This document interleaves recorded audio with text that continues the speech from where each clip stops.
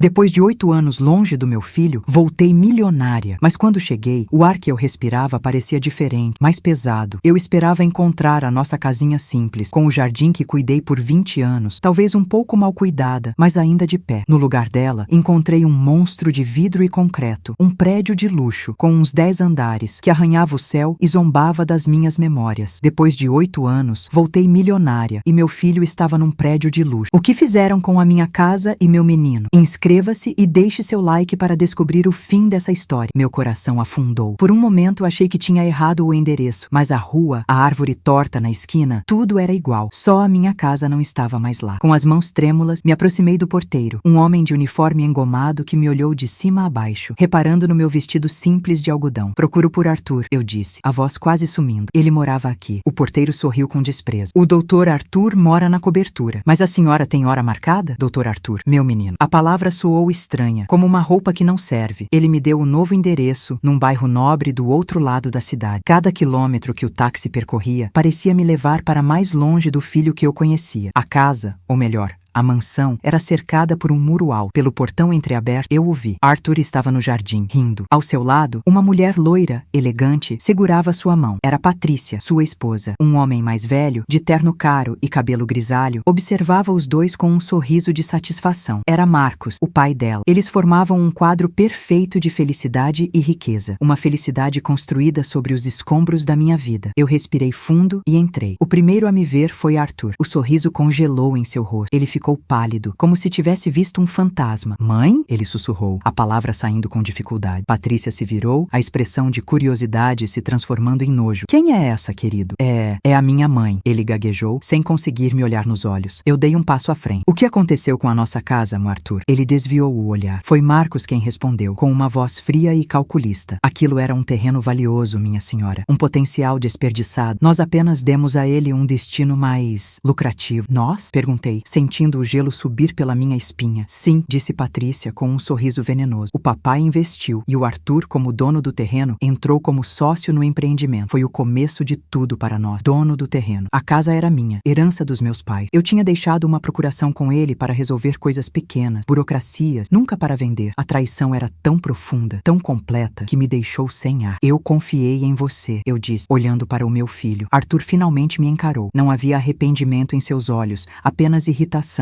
A senhora sumiu por 8 anos. O que esperava? Que eu ficasse esperando numa casa caindo aos pedaços? Eu fiz o que era preciso para ter uma vida. O passado deve ficar no passado, disse Marcos, dando um tapinha no ombro de Arthur. Você construiu uma nova vida, meu rapaz. Uma vida melhor. Eles me deram as costas, me tratando como uma intrusa. Um erro do passado que apareceu para estragar a festa. Eu fiquei ali, parada no gramado perfeito daquela mansão, enquanto o mundo que eu conhecia desmoronava. Mas por baixo da dor, algo novo nascia. Uma frieza, uma clareza terrível. Eles achavam que o passado estava morto e enterrado. Mal sabiam eles que eu tinha voltado para desenterrá-lo. E desta vez, eu não vinha com as mãos vazias. Eu tinha dinheiro, poder e, acima de tudo, tempo. O passado não ia ficar no passado. Eu ia trazê-lo de volta e fazê-lo engolir o futuro deles, pedaço por pedaço. Eu não voltei para o aeroporto. Em vez disso, peguei outro táxi e pedi para me levar ao melhor hotel da cidade. Na suíte presidencial, com uma vista que engolia o horizonte, a primeira coisa que fiz foi tomar um banho demorado. A água quente escorrendo pelo meu corpo parecia lavar não a sujeira, mas a humilhação. Diante do espelho gigante do banheiro, a mulher com o vestido de algodão amassado parecia uma estranha. Aquela era a Helena que eles tinham desprezado, a mãe simplória que não cabia no mundo de luxo deles. Com um gesto lento, tirei aquela roupa, que representava a Helena que eles pensavam conhecer, e a joguei no fundo de um armário. Vesti um terninho de linho que tinha comprado em Milão, sapatos de couro italiano e um relógio discreto, mas que valia mais que o carro que meu filho dirigia. A imagem no espelho mudou. Agora eu me reconhecia. A primeira ligação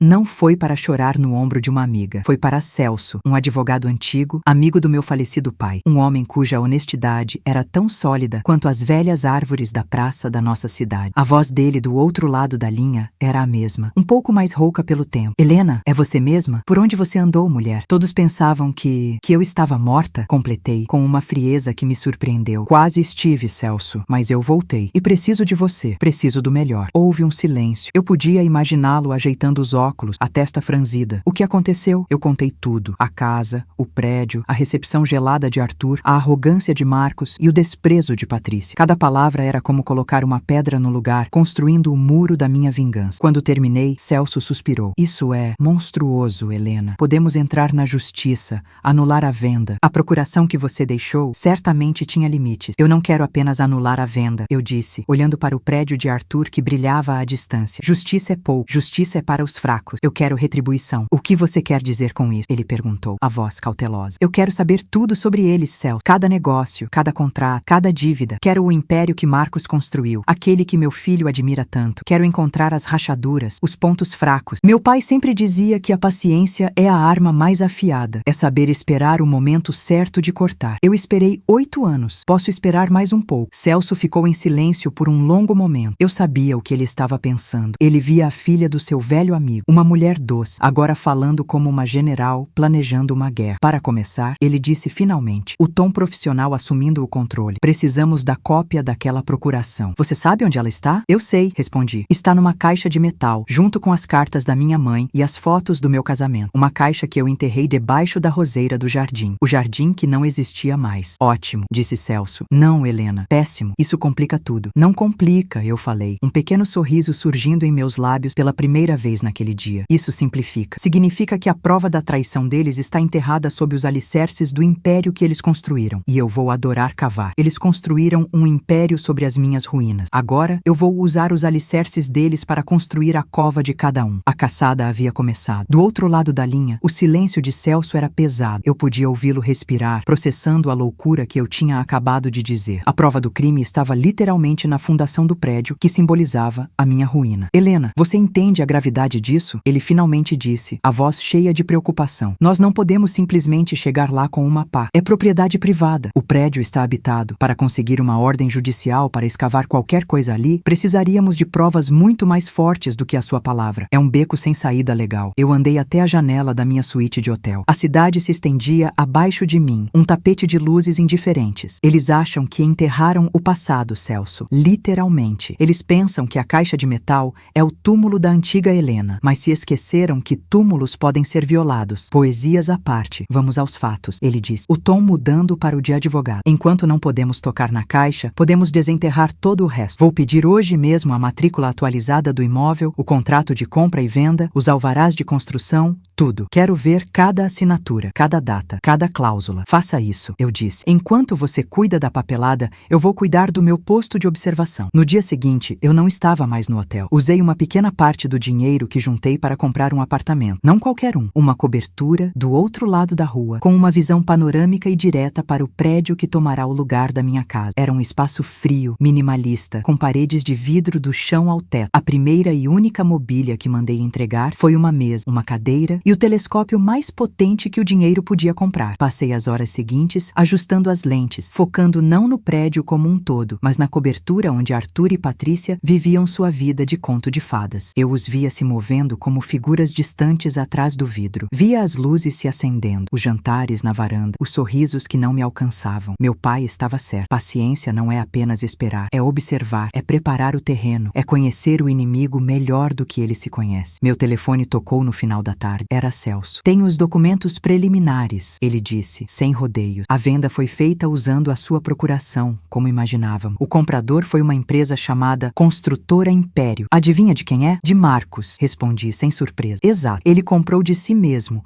usando o seu nome e o de Arthur como fachada. Mas tem mais. Eu fiz uma pesquisa rápida sobre essa construtora. Ela tem um histórico. Dezenas de processos trabalhistas não pagos, fornecedores que levaram calote, acusações de usar material de qualidade inferior em outras obras. Marcos é o tipo de homem que constrói seu império economizando nos parafusos. Um sorriso lento se formou nos meus lábios. Eu olhei através do telescópio, focando na estrutura de vidro e aço que parecia tão sólida, tão inabalável. Homens como Marcos sempre deixam um rastro de inimigos, Celso. Pessoas com raiva, pessoas com histórias para contar, pessoas que perderam tudo para que ele pudesse ter ainda mais. Exatamente o que eu pensei, disse Celso. Por onde começamos? Eu ajustei o foco do telescópio, a imagem imagem da varanda de Arthur ficando nítida. Ele estava rindo de algo que Patrícia dizia, o som inaudível, a felicidade uma pintura silenciosa. Começamos pelos parafusos, eu disse, a voz baixa e fria como o vidro à minha frente. Vamos encontrar cada fornecedor enganado, cada operário demitido sem direitos, cada família que ele prejudicou. Eles construíram um império de vidro, mas todo império tem rachaduras, e eu acabei de encontrar a primeira. A minha nova rotina era simples e fria, como o apartamento que eu ocupava. Acordar antes do sol, preparar um café forte e sentar na cadeira em frente ao telescópio. Eu não olhava mais para as pessoas, para o drama silencioso na cobertura de Arthur. Eu passei a estudar o prédio, a estrutura, as janelas, a forma como a luz da manhã batia no vidro, revelando pequenas imperfeições que só um olhar obcecado poderia notar. Era o meu alvo, e eu precisava conhecer cada centímetro dele. 2 dias depois, Celso me enviou um arquivo digital. Não era um relatório jurídico seco. Era um mapa da dor que Marcos tinha deixado por onde passava. A lista continha mais de 50 nomes. Pequenos empresários de material de construção que faliram esperando um pagamento que nunca veio. Engenheiros demitidos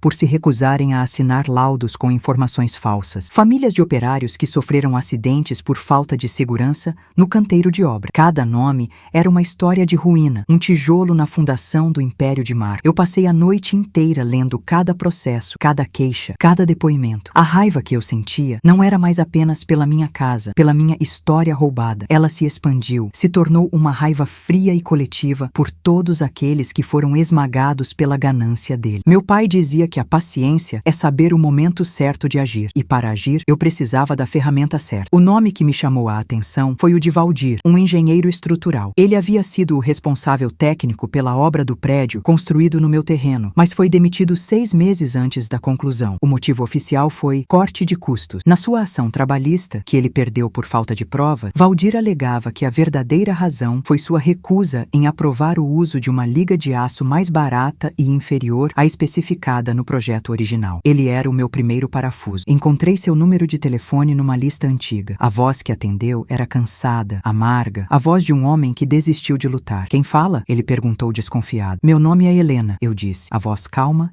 e firme. Eu não o conheço, Sr. Valdir, mas temos um inimigo em comum. O nome dele é Marcos. Houve um silêncio do outro lado da linha, tão pesado que eu podia sentir os anos de ressentimento contidos nele. Olha, senhora, se isso é algum tipo de trote, não é, eu o interrompi. Eu sou a antiga dona do terreno onde a construtora Império ergueu aquele prédio. A pessoa cujo nome foi usado para começar tudo. Outro silêncio, mas desta vez senti uma faísca de interesse. A dona original. Eu li sobre isso nos jornais da época. Disseram que a senhora tinha morrido. Os boatos sobre a minha morte foram um pouco exagerados, falei, com uma ponta de ironia. Eu voltei, Sr. Valdir, e voltei com recursos. Eu li sobre o seu processo, sobre o aço, sobre as suas preocupações com a segurança da estrutura. Não adiantou de nada, ele cuspiu as palavras. O dinheiro dele comprou o silêncio de todo mundo. Ele me destruiu. Perdi meu emprego, minha licença, minha reputação. Hoje eu faço pequenos reparos para sobreviver. Eu não quero que o senhor fale sobre o passado, eu disse, mudando o tom. Eu quero que o Senhor me ajude a construir o futuro. Um futuro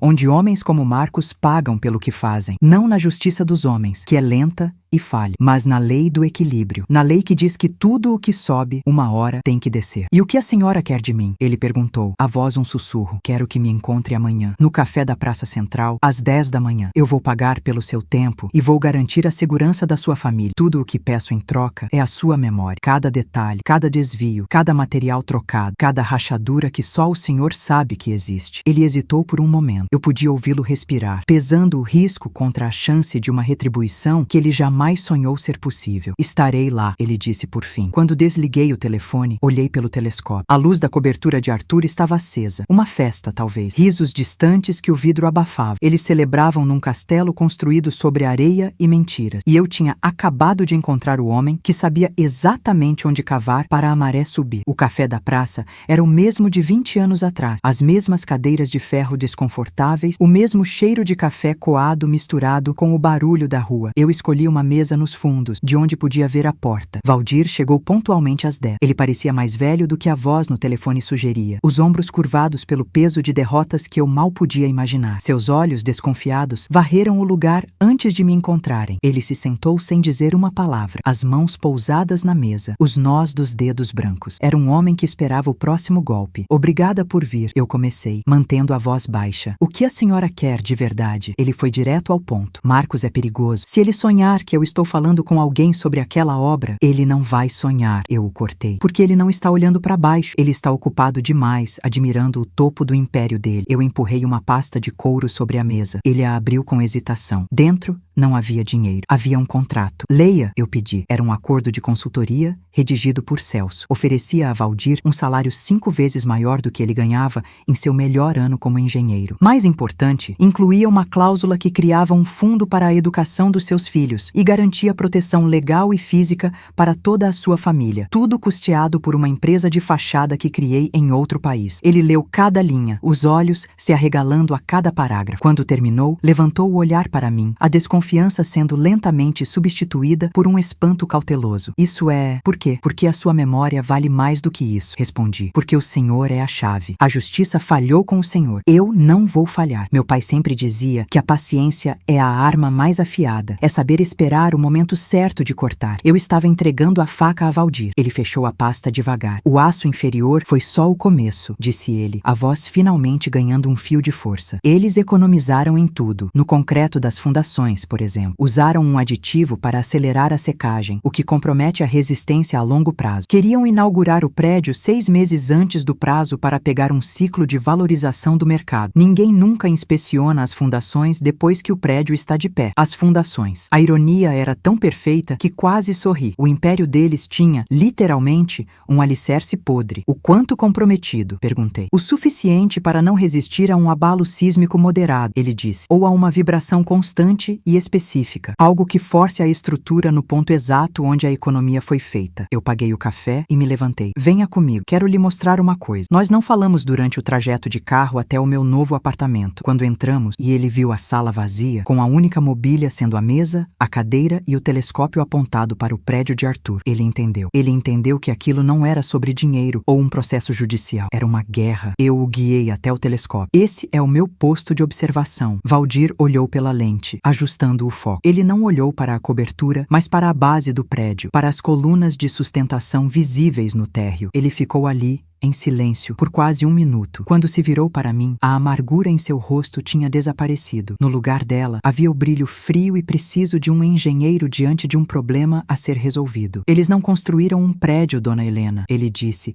a voz firme pela primeira vez. Construíram um castelo de cartas. E nós vamos descobrir exatamente qual carta puxar para que tudo venha abaixo. Nos dias que se seguiram, meu apartamento se transformou num quartel-general silencioso. Valdir passava horas debruçado sobre a mesa, com plantas do bairro e cálculos complexos que eu não entendia. Ele não falava muito, mas seus olhos tinham uma nova intensidade, a chama de um propósito redescoberto. Para fazer isso com precisão cirúrgica, eu preciso dos projetos originais, ele disse numa tarde, apontando para a base do prédio no seu diagrama. Não as versões que foram aprovadas na prefeitura, mas as plantas estruturais que eu mesmo desenhei, as que Marcos me forçou a alterar. A diferença entre elas é a diferença entre um tremor e um colapso controlado. E onde estariam essas plantas? Perguntei sem tirar os olhos do telescópio. Na cobertura, Patrícia gesticulava de forma irritada para Arthur, que apenas ouvia de cabeça baixa. A vida perfeita deles parecia ter suas próprias rachaduras. Marcos confiscou tudo quando me demitiu, Valdir respondeu, a amargura voltando à sua voz. Mas ele não era o único com acesso. Havia um arquiteto júnior, um rapaz talentoso chamado Ricardo. Marcos o explorava, pagava uma miséria e roubava suas ideias. Ricardo era o responsável por digitalizar e arquivar tudo. Se alguém tem uma cópia, é ele. Mais um nome para a lista de injustiçados de Marcos. Eu liguei para Celso imediatamente. Preciso que encontre um arquiteto. Ricardo trabalhou para a construtora Império há uns 8 anos. Enquanto Celso fazia sua mágica jurídica para encontrar o homem, eu continuei minha vigília. A briga entre Arthur e Patrícia se intensificou. Ela jogou uma taça de vinho na parede de vidro. Meu filho não reagiu. Ele apenas se sentou no sofá, o rosto enterrado nas mãos. Eu senti uma pontada de algo que poderia ser pena, mas a sufoquei. Ele fez a sua escolha. Agora teria que viver com ela, ou morrer com ela. 2 dias depois, Celso ligou. Encontrei seu arquiteto. A vida não foi boa para ele. Depois que saiu da empresa de Marcos, ninguém mais o contratou. Parece que nosso amigo em comum tem o braço longo. Ricardo agora tem uma pequena papelaria numa galeria no centro. Está afundado em dívidas. Eu não mandei ninguém no meu lugar. Fui pessoalmente. A papelaria era pequena e escura, com cheiro de poeira e papel velho. Ricardo estava atrás do balcão. Um homem de uns 40 anos, com o olhar olhar de quem já tinha 50. Ele me olhou com a indiferença de quem atende dezenas de clientes anônimos por dia. Senhor Ricardo, comecei. Ele assentiu, sem interesse. Meu nome é Helena. Eu sou a razão pela qual o senhor teve tanto trabalho há 8 anos. Eu era a dona do terreno. Os olhos dele se arregalaram. Ele olhou para os lados, como se as paredes pudessem ter ouvidos. Por favor, senhora, eu não quero problemas. Aquilo ficou no passado. O passado nunca fica no passado, eu disse, repetindo as palavras de Marcos com uma ironia venenosa. Ele apenas espera a hora certa de voltar. Eu coloquei uma pasta sobre o balcão, a mesma que mostrei a Valdir. Só que desta vez, além do contrato de consultoria, havia a quitação de todas as dívidas da papelaria e o título de propriedade da loja, já em seu nome. Ele abriu a pasta, as mãos tremendo. Seus olhos passaram pelos documentos, incrédulos. Ele não conseguia falar. Eu não quero que o senhor testemunhe contra ninguém, eu disse, a voz suave. Não quero que seu nome apareça em nenhum processo. Eu quero apenas uma coisa que lhe pertence por direito, uma cópia do seu trabalho, as plantas originais daquele prédio. Ele fechou a pasta, o rosto pálido. Ele me ameaçou. Disse que se eu abrisse a boca, ele destruiria minha família. E ele não fez exatamente isso, mesmo com o seu silêncio? Perguntei. Meu pai me ensinou que a paciência é saber esperar o momento certo de cortar. Eu estava mostrando a Ricardo que o momento havia chegado. Ele me encarou por um longo tempo. Eu vi o medo lutar contra a raiva, a resignação lutar contra a esperança. Finalmente, ele se abaixou e puxou uma caixa de papelão de debaixo do balcão. Estava coberta de pó. Eu guardei tudo, ele sussurrou, abrindo a caixa. Dentro, rolos e mais rolos de papel. Eu sabia que um dia, eu só não sabia como. Ele me entregou um pendrive. Está tudo aí. Cada linha, cada cálculo, cada especificação que ele mandou ignorar. Eu peguei o pequeno objeto de plástico. Era frio ao toque. Parecia tão insignificante, mas eu sabia o que ele continha. Não eram apenas arquivos. Era o mapa para o fim do Império de Marcos. Era a chave da cova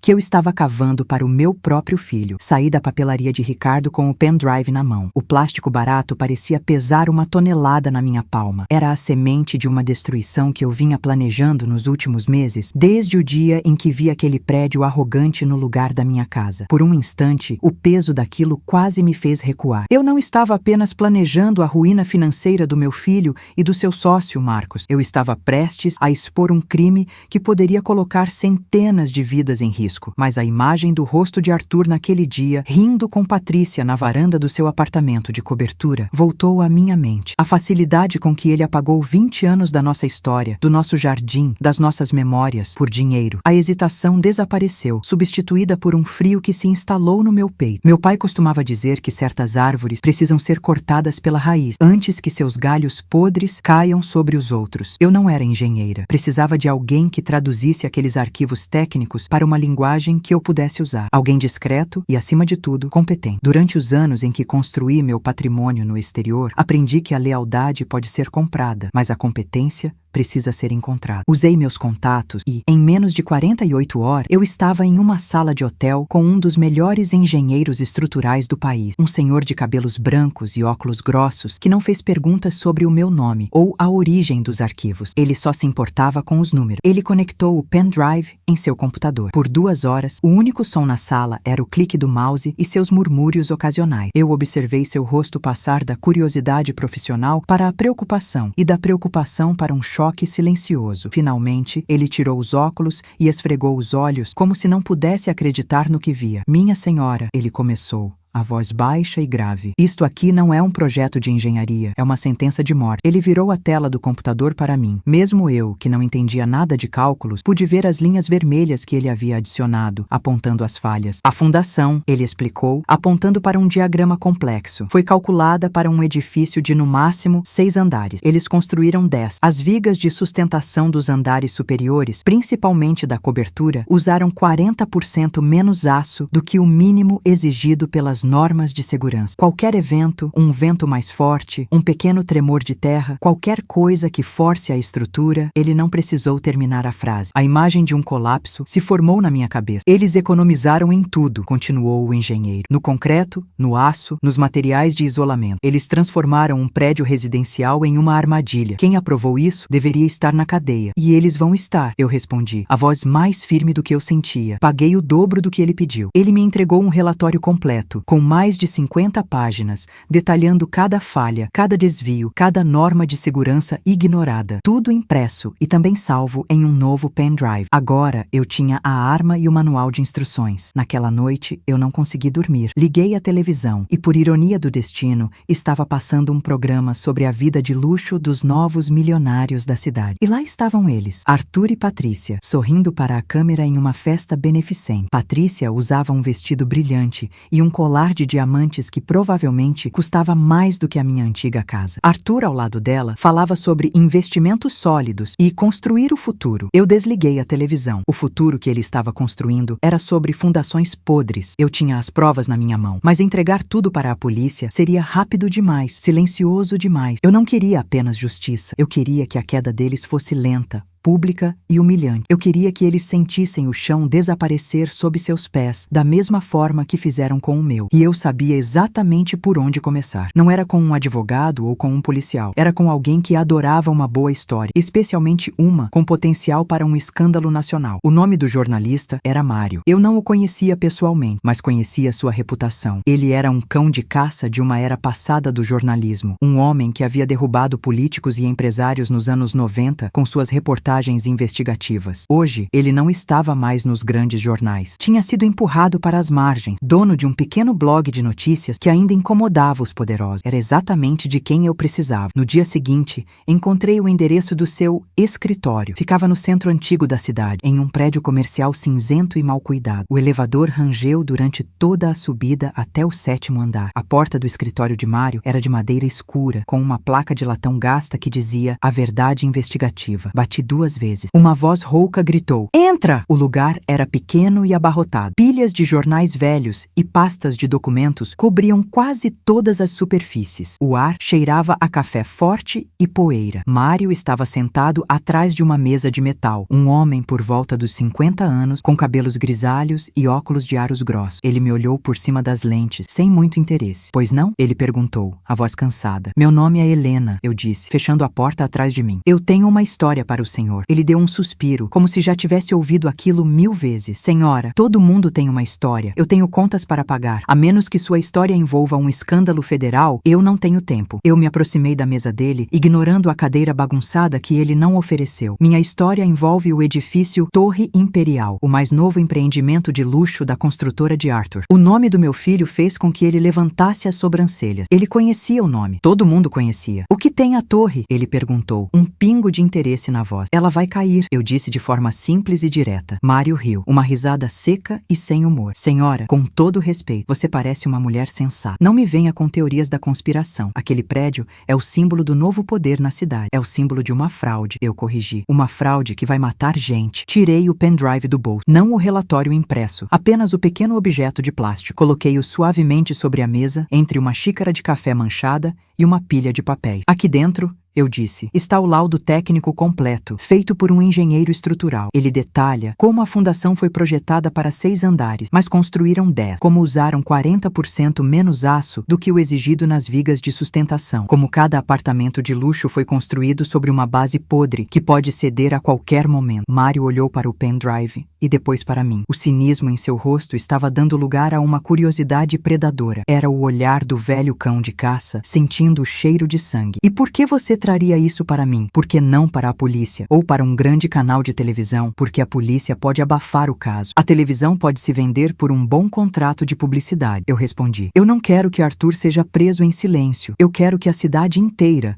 o país inteiro, veja o rosto do homem que construiu caixões de luxo e os vendeu como apartamentos dos sonhos. Eu quero que a ruína dele seja o seu maior furo de reportagem em 20 anos." Ele pegou o pendrive. Seus dedos, manchados de tinta de caneta, seguraram o pequeno objeto como se fosse uma joia rara. Ele se virou para o computador antigo em sua mesa. "Me dê 1 hora", ele disse, sem olhar para mim. "Não saia daqui." Ele conectou o pendrive e começou a ler. Eu me sentei na cadeira bagunçada e esperei. O único som na sala era o clique do mouse e a respiração de Mário, que ficava cada vez mais pesada e rápida à medida que ele passava pelas páginas do relatório. Eu sabia que o tinha fisgado. A armadilha estava montada. Agora era só esperar a isca ser mordida. A hora que se passou na sala de Mário pareceu uma eternidade. Eu não ousei me mover. Fiquei ali, sentada na cadeira de couro rachado, observando as costas dele curvadas sobre o monitor. O único som era o clique furioso do mouse e, ocasionalmente, um grunhido baixo que escapava de seus lábios. Ele não estava apenas lendo, ele estava devorando cada palavra, cada número, cada gráfico de engenharia. A poeira na sala parecia assentar, como se até o ar estivesse prendendo a respiração. Finalmente, ele empurrou a cadeira para trás com um rangido alto. Virou-se para mim e o homem que me encarava não era o mesmo jornalista cansado de uma hora atrás. Seus olhos, antes opacos, brilhavam com uma intensidade febril. O cinismo tinha sido substituído por uma fome que eu conhecia bem, a fome por uma história que poderia derrubar gigantes. Isso é dinamite, ele sussurrou, a voz rouca. Ele tirou os óculos, limpando-os na barra da camisa amassada. Não, é mais do que isso. É uma bomba atômica. Ele se levantou e começou a andar pela pequena sala, tropeçando em pilhas de jornais velhos. Então Arthur, o menino de ouro da cidade, o empreendedor do ano, não passa de um vigarista que constrói castelos de areia. E o pior, ele colocou gente para morar dentro deles. Meu filho me chamou de mãe, com a voz sumindo, enquanto a nova esposa dele me olhava com nojo. O que você faria no meu lugar? Comente o que está achando e compartilhe. Ele teve um sócio, eu disse, minha voz firme. Um homem chamado Sérgio. Era ele quem cuidava do dinheiro e dos contatos na prefeitura. Arthur tinha a lábia, mas Sérgio tinha a chave dos cofres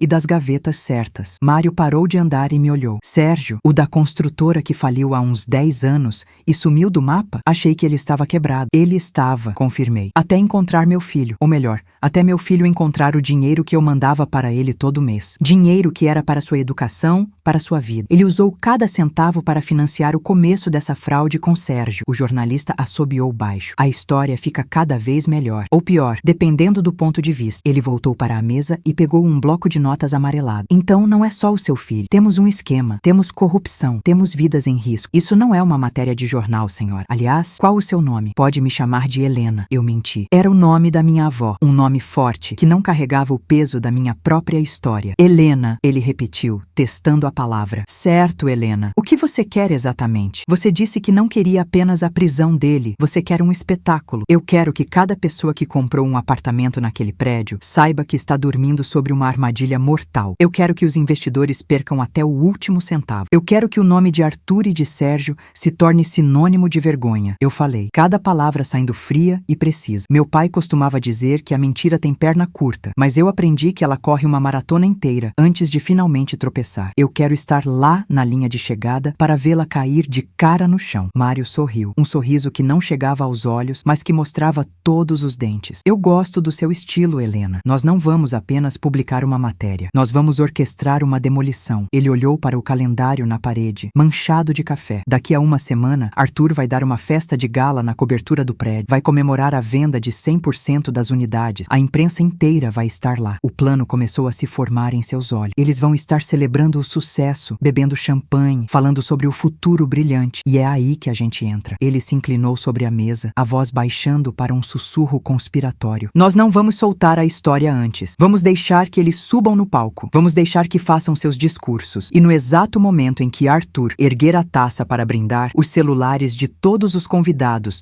de todos os jornalistas, de todos os moradores, vão apitar ao mesmo tempo. Eles vão receber um link para a minha matéria, com o relatório completo, os nomes, as provas. A festa de lançamento vai se transformar no velório da reputação dele, ao vivo e em cores. A imagem era tão vívida que eu podia quase ouvir o som de taças de cristal se quebrando. Era perfeito, cruel, público e devastador. A armadilha está montada, eu disse, ecoando meus próprios pensamentos de antes. Sim, Mário concordou, o brilho predador em seu olhar. Agora, só precisamos garantir que a isca seja a mais saborosa possível. Nos dias seguintes, eu e Mário trabalhamos como generais, planejando uma invasão. Ele usou seus contatos para criar uma identidade para mim. Não mais a Helena que foi embora com as mãos vazias, mas uma viúva de um empresário europeu, herdeira de uma fortuna discreta, mas considerável. Criamos extratos bancários falsos, um histórico de viagens, tudo era uma ficção, mas uma ficção tão bem construída que parecia mais real que a verdade. A isca precisa ser irresistível, Mário me disse durante um de nossos encontros em um café escondido no centro da cidade. O cheiro de grãos torrados no ar. Dinheiro é a isca perfeita para gente como seu filho. Mas não pode ser só dinheiro. Tem que ter um toque de validação, de status. Então,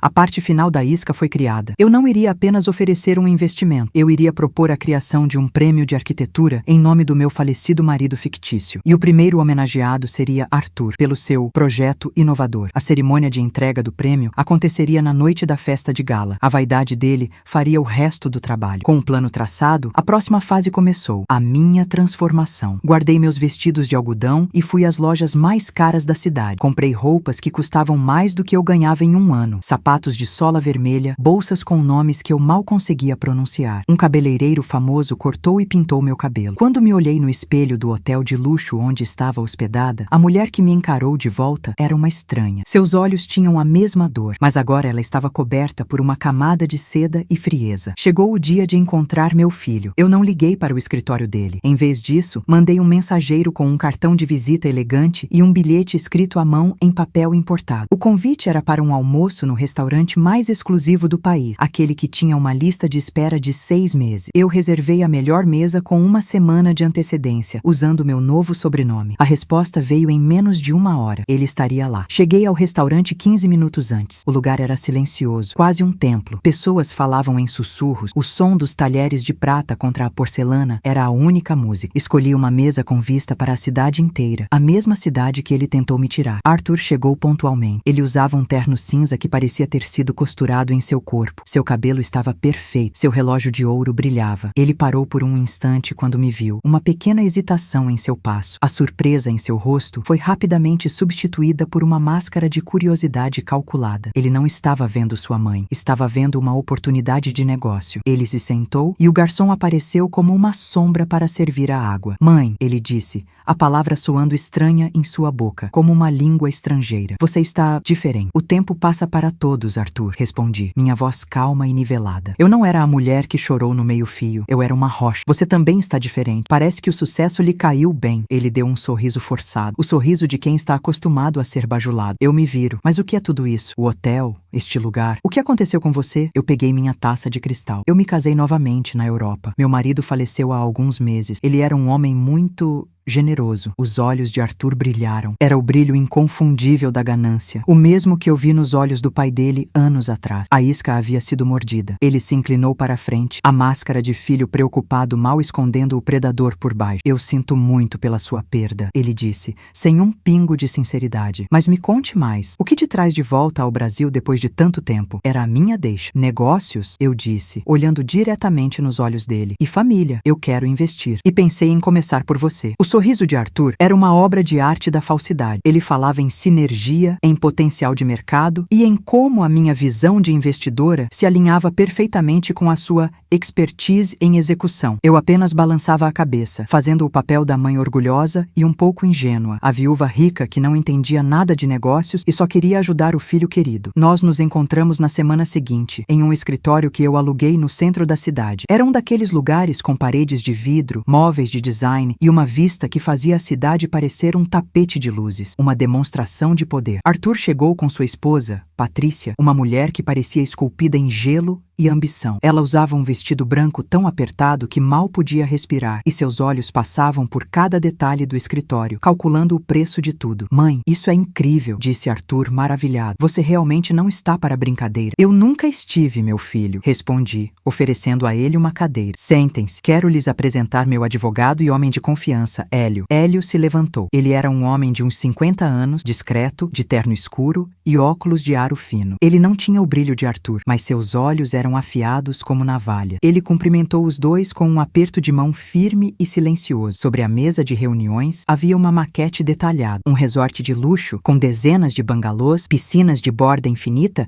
e um campo de golfe. Era um projeto espetacular, localizado em uma faixa de litoral que todos consideravam intocada. Uau! Sussurrou Patrícia, os olhos fixos na maquete. Isso é um paraíso. As festas de lançamento seriam lendárias. Arthur ignorou o comentário fútil dela e se inclinou sobre sobre a mesa, o predador analisando a presa. Qual é a proposta, mãe? Eu deixei Hélio começar. Ele explicou com uma voz monótona e precisa os detalhes técnicos. A área total, o custo estimado da construção, a projeção de lucros. Os números eram astronômicos. O terreno foi adquirido por uma holding europeia, da qual sou a única acionista. Eu expliquei, tomando a palavra. Eu entrarei com o terreno e 50 milhões de reais para o capital inicial, mas para conseguirmos o financiamento bancário para o resto da obra, que são mais 200 milhões, precisamos de uma contrapartida sólida aqui no Brasil. Uma empresa com ativos e credibilidade. Os olhos de Arthur se arregalaram. Ele entendeu na hora. Você quer que a minha construtora seja a parceira no projeto, ele disse, tentando conter a excitação. Exatamente, eu confirmei. Você entra com a sua empresa como garantia, todos os seus ativos, o prédio que você construiu no lugar da nossa casa, seus outros empreendimentos, tudo. Em troca, você será o presidente do projeto e terá 40% dos lucros. Era uma oferta irrecusável. A chance de pular da Liga dos Milionários para a dos Bilionários. Patrícia já sonhava com capas de revista. Hélio pigarreou. Senhor Arthur, existem algumas pendências na documentação do terreno. Um estudo de impacto ambiental que ainda não foi concluído. Arthur o interrompeu com um gesto de mão. Impaciente. Detalhes. Isso a gente resolve. Burocracia. Com os contatos certos, qualquer licença sai em uma semana. Eu confio no meu filho, eu disse, olhando para Hélio com uma falsa repreensão. Ele sabe o que faz. Meu avô sempre dizia que a melhor armadilha é aquela que a presa arma para si mesma. Arthur estava tão cego pela ganância que não via os sinais de perigo. Ele não via que o terreno paradisíaco tinha um problema que dinheiro nenhum poderia resolver. Uma contaminação química antiga, enterrada fundo no solo. Um segredo que só eu e Hélio sabíamos. A limpeza custaria mais do que o valor do projeto inteiro. Então, estamos de acordo? Perguntei. Mais do que de acordo, disse Arthur, com um sorriso que ia de orelha a orelha. Ele pegou a caneta de luxo que estava sobre a mesa. Onde eu assino? Hélio empurrou um contrato preliminar para ele. Enquanto Arthur assinava, com a pressa de quem encontra um tesouro, eu olhei para a vista da janela. Lá embaixo, a cidade se movia, alheia ao fato de que naquela sala, um império estava prestes a ser construído sobre areia movediça. E eu tinha acabado de entregar a pá para o meu próprio filho. A assinatura de Arthur no contrato foi como o clique de uma fechadura se trancando por dentro. Ele não tinha a chave e nem imaginava que a porta dava para um abismo. Nas 2 semanas seguintes, meu filho viveu um sonho. Ele e Patrícia eram o casal do momento, estampando colunas sociais e sites de fofoca. O visionário Arthur e sua esposa elegante, prontos para construir o maior resort de luxo do país. Eles organizaram uma festa de lançamento no terraço de um dos hotéis mais caros da cidade. O convite,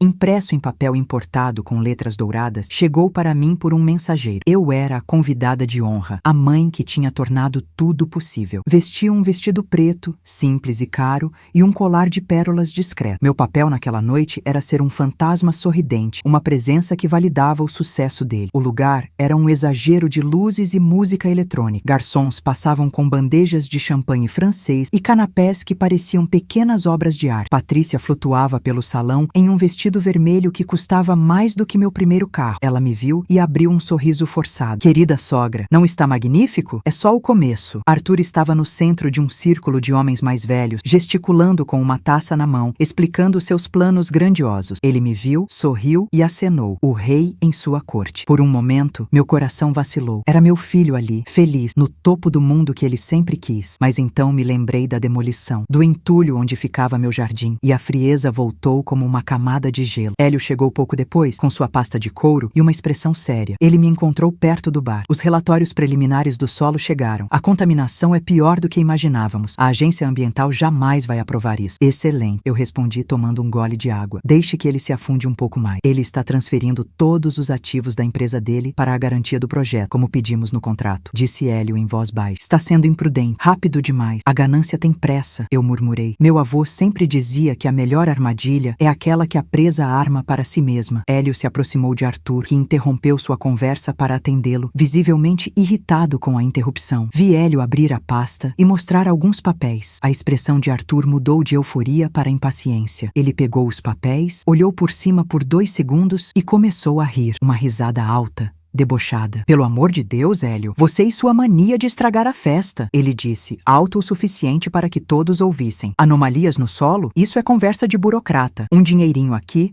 um favor ali e esses papéis viram lixo. Estamos no Brasil, tudo se resolve. Ele amassou o relatório e jogou na bandeja de um garçom que passava. Agora, se me der licença, estou comemorando meu futuro bilionário. Bebam champanhe. Relaxe. Alguns dos convidados riram com ele. Patrícia revirou os olhos para Hélio como se ele fosse um inseto. Foi a minha deixa. Me aproximei do grupo com um sorriso maternal. Hélio, não incomode o Arthur com esses detalhes agora. Ele sabe o que está fazendo. Eu confio no meu filho. Coloquei a mão no ombro de Arthur, que me olhou com gratidão. Obrigado, mãe. Pelo menos alguém aqui entende de negócio. Ele se virou para os amigos vitorioso. Hélio me olhou, um misto de espanto e admiração no rosto. Eu apenas dei um leve aceno de cabeça. A pá que eu tinha entregado a ele já estava cavando fundo. Ele só não sabia que era a própria cova. A festa continuou, a música ficou mais alta, mas para mim, tudo o que eu ouvia era o som de um império desmoronando antes mesmo de ser construído. Na manhã seguinte, o cheiro de champanhe ainda pairava no ar do salão de festas, mas o clima era outro. Eu e Hélio estávamos sentados na varanda do meu apartamento alugado, um lugar modesto que dava para um pátio interno silencioso. Ele mexia o café na xícara com uma colherzinha, o som metálico repetitivo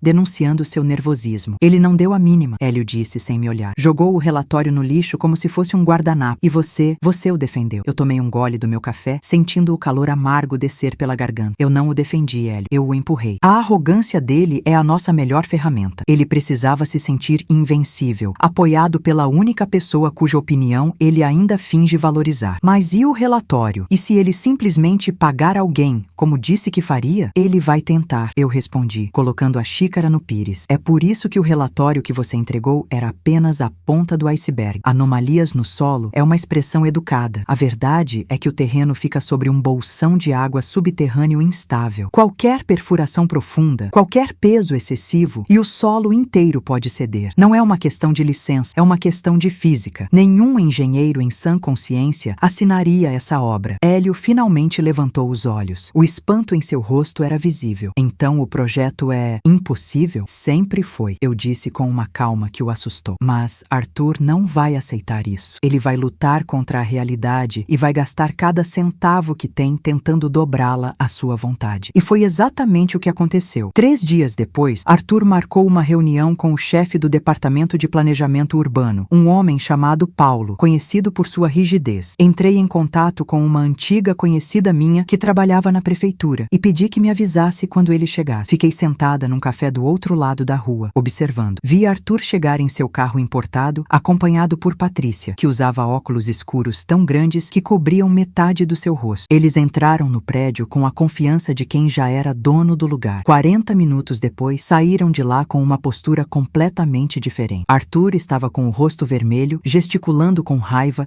enquanto falava ao telefone. Patrícia tentava acalmá-lo, mas ele a afastou com um gesto brusco. Mais tarde, Hélio me ligou para contar os detalhes que conseguiu com seu contato. Arthur tentou oferecer a Paulo uma consultoria particular generosa para acelerar as licenças. Paulo não só recusou, como abriu um processo de revisão de emergência para o projeto, exigindo um novo estudo geológico, desta vez conduzido por uma equipe independente indicada pela própria prefeitura. O projeto estava oficialmente paralisado. A fúria de Arthur foi a música que eu esperei 8 anos para ouvir. Naquela mesma noite, ele transferiu R$500 mil para a conta da minha empresa de fachada. A justificativa no extrato era pagamento inicial para mobilização de maquinário e estudos preliminares. Ele estava desesperado para mostrar aos investidores que o projeto continuava andando, mesmo que fosse só de mentira. Olhei para a notificação do banco no meu celular. 500 mil. Era uma fração do que ele me tirou, mas era o começo. Era a primeira pá de terra sendo jogada sobre o caixão que ele mesmo estava construindo. Meu avô dizia que paciência não é esperar, é saber o momento certo de agir. E o momento de Arthur estava se esgotando, gota a gota, a cada transferência bancária que ele fazia para cavar o próprio buraco. Eu fechei o aplicativo do banco e sorri. A próxima fatura já estava pronta pronta para ser enviada. Os 500 mil reais eram como a primeira gota de chuva depois de uma longa seca. Eu senti o alívio, mas sabia que a tempestade de verdade ainda estava por vir. Aquele dinheiro não era meu, não de verdade. Era apenas um reembolso, a primeira parcela de uma dívida muito maior, uma dívida de tempo, de memórias e de respeito. Na manhã seguinte, liguei para Hélio. Sua voz soava um pouco tensa. Ele pagou, eu disse sem rodeio. Houve um silêncio do outro lado da linha. Eu vi. Para ser sincero, eu não achei que ele faria isso tão rápido. Ele está sangrando dinheiro. Uma hora ele vai perceber que é uma armadilha. O orgulho dele não vai deixar, respondi com frieza. Ele está mais preocupado com a imagem dele perante os investidores do que com a lógica. Prepare a próxima fatura. Já? Pra que desta vez? Análise de ressonância do subsolo e impacto de vibração na vizinhança. Soa caro, não soa? Hélio suspirou. Soa. Qual o valor? 750 mil reais, eu disse. E podia quase sentir o choque dele através do telefone. Envie hoje à tarde. Ele precisa sentir que as coisas estão se movendo. Naquela noite, eu decidi que precisava ver o efeito do meu trabalho com meus próprios olhos. Vesti um casaco simples e fui ao restaurante que eu sabia ser o preferido de Arthur e Patrícia. Era um lugar caro, com toalhas de mesa brancas e garçons que se moviam como sombras. Sentei-me a uma mesa no canto, atrás de uma planta grande que me escondia parcialmente. Eles chegaram 20 minutos depois. Patrícia usava um vestido de seda vermelho que deveria parecer poderoso, mas seu rosto estava pálido e seus ombros tensos. Arthur forçava um sorriso, cumprimentando o maître pelo nome, mas seus olhos corriam pelo salão, ansiosos, como se procurasse por alguém que pudesse julgá-lo. A conversa deles era baixa, mas a linguagem corporal era um grito. Ela mal tocou na comida, empurrando um pedaço de peixe de um lado para o outro do prato. Arthur bebia o vinho rápido demais, enchendo a taça assim que ela esvaziava. Em um momento, ouvi a voz dela se elevar um pouco. Não podemos continuar jogando dinheiro fora, Arthur. O projeto está parado. Os investidores estão ligando sem parar. E o que você quer que eu faça? Ele sibilou, inclinando-se sobre a mesa. Quer que eu diga a eles que fomos parados por um burocrata idiota? Eles querem ver movimento. Eu vou dar movimento a eles. É o preço para construir um império, Patrícia. Que império? Ela retrucou. Um buraco no chão que já consumiu todas as nossas economias? O celular de Arthur vibrou na mesa. Ele atendeu e seu rosto ficou ainda mais tenso. A pessoa do outro lado da linha devia ser um dos investidores, pois ele começou a falar em um tom falsamente calmo, cheio de promessas. Sim, claro, os estudos geológicos complementares já começaram. É apenas um procedimento padrão. O cronograma está mantido. Ele desligou e bebeu o resto do vinho em um gole só. Sua mão tremia um pouco ao colocar a taça na mesa. Ele olhou para Patrícia, que o encarava com uma mistura de medo e desprezo. Ele não disse nada, apenas jogou umas notas na mesa e saiu arrastando Patrícia pelo braço, que tropeçou nos próprios saltos ao tentar acompanhá-lo. Voltei para o meu apartamento alugado, preparei um chá e esperei. Eu não precisei esperar muito. Por volta das 11 da noite, meu celular vibrou sobre a mesa da cozinha. A tela acendeu. Notificação do banco. Transferência recebida. 750 mil reais. Ele não estava pagando por um serviço. Ele estava pagando para manter uma mentira de pé. Cada centavo que ele me enviava era um tijolo a menos no seu castelo de vidro. E eu tinha um estoque infinito de faturas para mandar. A paciência, meu avô me ensinou, era uma arma, e a minha estava perfeitamente afiada. O dinheiro caiu na conta como uma pedra num poço, sem fazer barulho, apenas afundando na escuridão dos números. Eu não sentia nada, nem alegria, nem culpa. Era apenas uma transação, um passo no xadrez que eu mesma criei. Arthur estava pagando para tampar um buraco enquanto eu cavava outro, bem ao lado. A paciência, meu avô me ensinou, era uma arma. A minha estava perfeitamente afiada. 2 dias depois, eu fiz outra ligação para o mesmo consultor ambiental que havia me ajudado a criar a empresa de fachada. A denúncia anônima desta vez era mais sofisticada. Falava sobre um córrego subterrâneo que, segundo um mapa antigo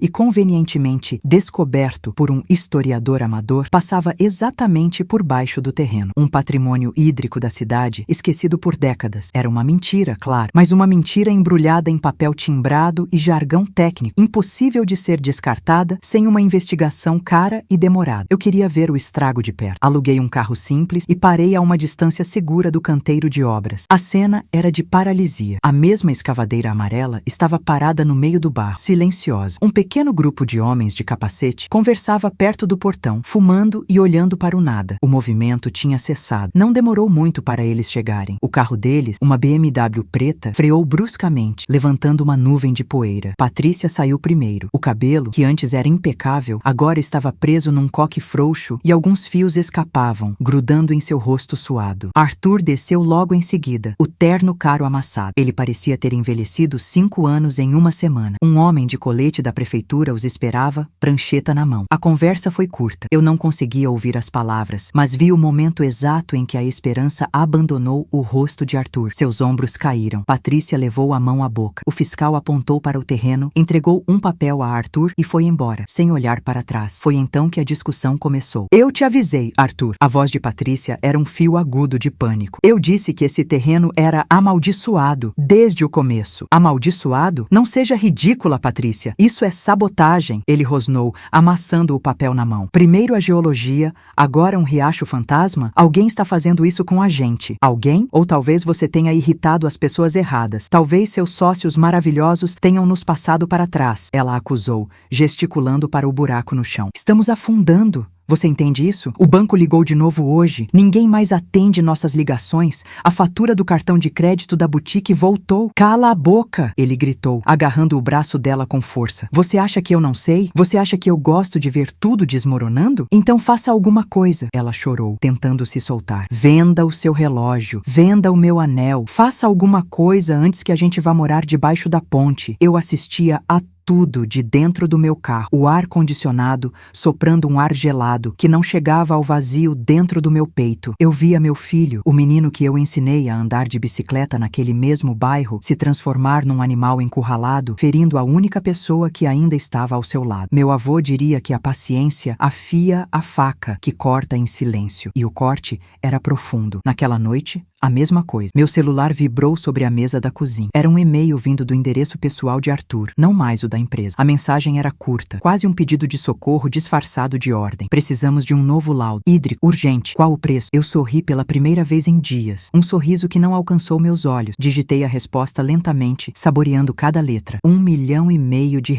Não negociável. O silêncio que se seguiu ao envio daquele e-mail foi pesado, denso. Cada segundo parecia uma hora. Eu imaginei a tela do computador de Arthur iluminando seu rosto, a incredulidade se transformando em raiva, depois em puro desespero. Ele não respondeu por escrito. Claro que não. Um valor daqueles exigia uma confrontação, mesmo que por telefone. 3 horas depois, meu celular tocou. O nome dele brilhou na tela. Respirei fundo, buscando o centro de frieza que eu havia construído dentro de mim nos últimos 8 anos. Atendi no segundo toque. Você enlouqueceu? Foi a primeira coisa que ele disse. A voz rouca, cheia de uma fúria impotente. R$1,5 milhão? Que tipo de piada é essa? Você acha que eu sou idiota? Boa noite, senhor Arthur, respondi, minha voz calma e profissional, como se falasse com um cliente qualquer. Não se trata de uma piada. Esse é o valor para um laudo de emergência, com cláusula de confidencialidade e análise de risco geológico acelerado. É um preço justo pelo serviço exclusivo que ofereço. Ouvi um barulho de algo quebrando do outro lado da linha, talvez um copo atirado contra a parede. Ao fundo, a voz de Patrícia soava abafada, chorosa. Pelo amor de Deus, Arthur, negocia com ela. A gente não tem saída. Cala a boca, Patrícia. Ele gritou para ela antes de voltar a falar comigo, a respiração ofegante. Escuta aqui, sua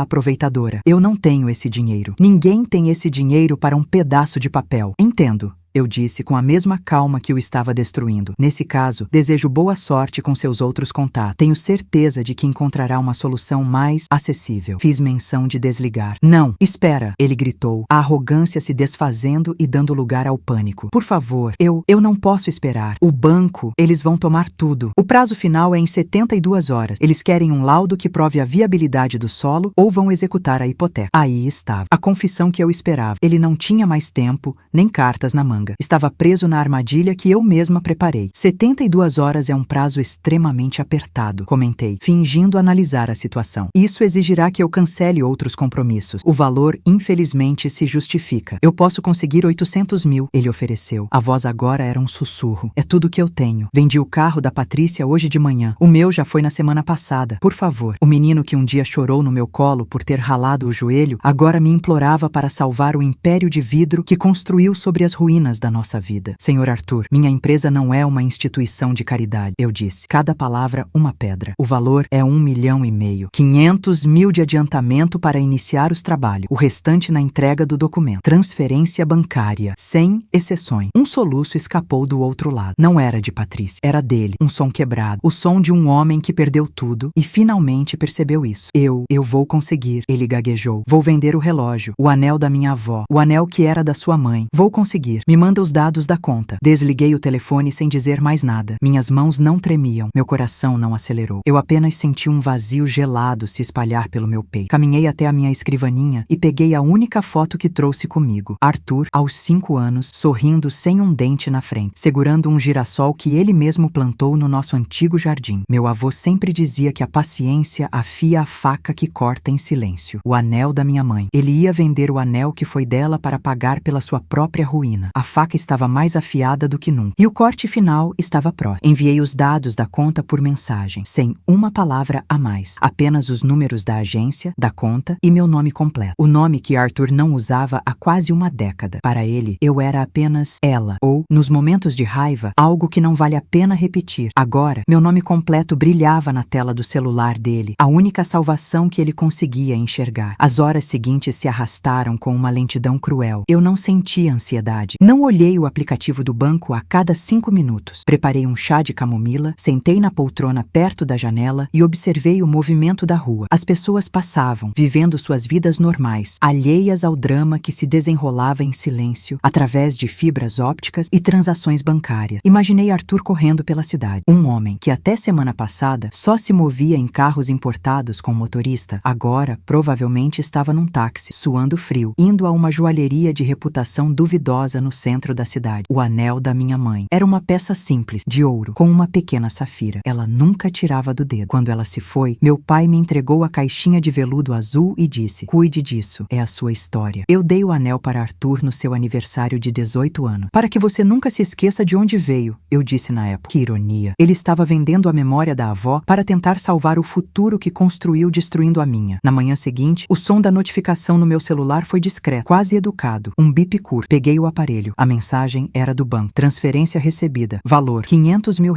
Remetente: Arthur. Lá estava. O primeiro prego no caixão que ele mesmo estava pagando. O dinheiro sujo, obtido com a venda do nosso passado, agora estava limpo, na minha conta, pronto para ser usado como a pá de cal em seu império de areia. Não senti alegria nem triunfo. O vazio gelado no meu peito apenas se aprofundou um pouco mais. Era o silêncio que precede o fim. Levantei e fui até o cofre que mandei instalar na parede do quarto, escondido atrás de um quadro. Digitei a combinação. Lá dentro, ao lado dos meus próprios documentos, estava um único envelope pardo, lacrado. Eu o peguei. Era pesado, denso. Continha a cópia autenticada de cada documento, cada assinatura falsificada, cada laudo fraudado que Arthur usou para tomar o terreno. E mais importante, continha a procuração original, com a minha assinatura verdadeira, que eu havia deixado com um velho amigo da família antes de partir, um advogado chamado Luiz, com instruções claras: só entregue isso para mim e para mais ninguém. Arthur achava que estava comprando um documento forjado, uma solução mágica para o seu problema com os investidores. Ele não sabia que estava pagando pelo documento real, a prova irrefutável do seu crime. Fechei o cofre. Olhei para a foto do menino sorridente na minha escrivaninha. O girassol em sua mão parecia murchar um pouco. Meu avô estava certo. A paciência tinha afiado a faca. Agora, minha mão estava firme, pronta para o corte. Vesti um casaco, coloquei o envelope na minha bolsa e peguei as chaves do carro. A segunda parte do pagamento, o R$1 milhão restante, seria cobrada pessoalmente, e o recibo seria a cara de choque dele ao perceber que a mão que o salvou era a mesma que o empurrava para o abismo. O escritório de Arthur ficava no topo do prédio que um dia foi a minha casa, um símbolo perfeito da sua arrogância. Eu não marquei o encontro lá. Escolhi um café no térreo de um prédio comercial vizinho. Um lugar frio, impessoal, com paredes de vidro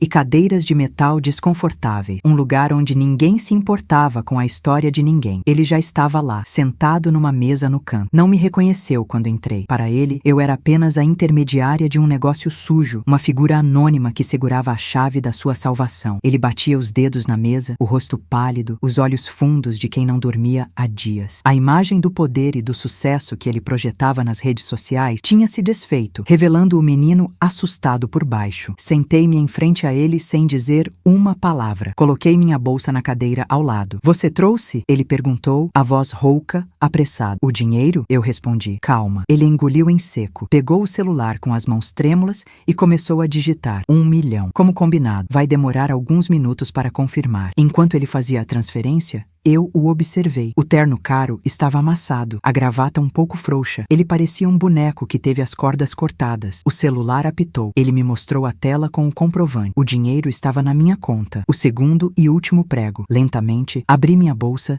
e tirei o envelope pardo. Empurrei-o sobre a mesa de mármore fria. O som do papel arrastando foi a única coisa que se ouviu entre nós. Ele agarrou o envelope com a avidez de um homem se afogando. Rasgou a aba com os dentes e puxou os papéis. Seus olhos correram pelas linhas, procurando a salvação. Mas, em vez de alívio, uma confusão profunda tomou conta do seu rosto. Ele olhou para a assinatura no final do documento. Uma assinatura que ele conhecia melhor do que a sua própria. Ele levantou a cabeça devagar, os olhos arregalados. Pela primeira vez, ele realmente me viu. Não a intermediária, não uma estranha. Ele viu a mãe que ele tinha apagado da sua vida. O queixo dele tremeu. Mãe? A palavra saiu como um sussurro quebrado, cheio de descrença e horror. Você vendeu a memória da sua avó e pagou pela sua própria sentença de culpa, Arthur, eu disse, minha voz firme, sem um pingo de emoção. Este não é um documento falso. É a procuração original, a prova do seu crime. A mesma prova que os seus investidores adorariam ver. O sangue sumiu completamente do seu rosto. Ele entendeu tudo num instante. O golpe, a armadilha, o abismo que se abria sob seus pés. Ele não estava comprando uma saída. Ele estava pagando pela sua própria destruição. Não, você não pode. Por favor. Ele começou a gaguejar, estendendo a mão sobre a mesa. Eu te pago de volta. Eu dou tudo. Puxei minha mão para trás. Você não tem mais nada para dar. O celular dele começou a tocar na mesa. O nome de um dos investidores brilhava na tela. Ele ignorou. Tocou de novo e de novo. O som era estridente. Uma sirene anunciando o fim. Levantei-me, pegando minha bolsa. Olhei para ele uma última vez. O homem que um dia foi meu menino sorridente. O vazio no meu peito não estava mais lá. No lugar dele, havia silêncio. Uma paz fria e definitiva. Meu avô sempre dizia que a paciência afia a faca que corta em silêncio. Eu disse, minha voz baixa. O corte foi feito, Arthur. Agora sangre. Virei as costas e saí do café sem olhar para trás. Não ouvi seus gritos, nem o som do seu mundo desabando. Semanas depois, comprei uma pequena casa com um grande quintal, longe do barulho da cidade. No primeiro dia, fui a um viveiro e comprei mudas de girassol. Enquanto cavava a terra com as mãos, senti o sol aquecer meu rosto. A foto do meu menino de 5 anos estava na mesinha da sala. O girassol na mão dele não parecia mais muro, era apenas uma lembrança. A faca estava guardada, a terra era nova. E pela primeira vez em muito tempo, eu estava pronta para plantar algo de novo. Do desespero à vingança silenciosa, Arthur agora sangra. Eu plantei girassóis em terra nova. O que você achou dessa colheita? Inscreva-se para mais histórias de justiça e recomeço.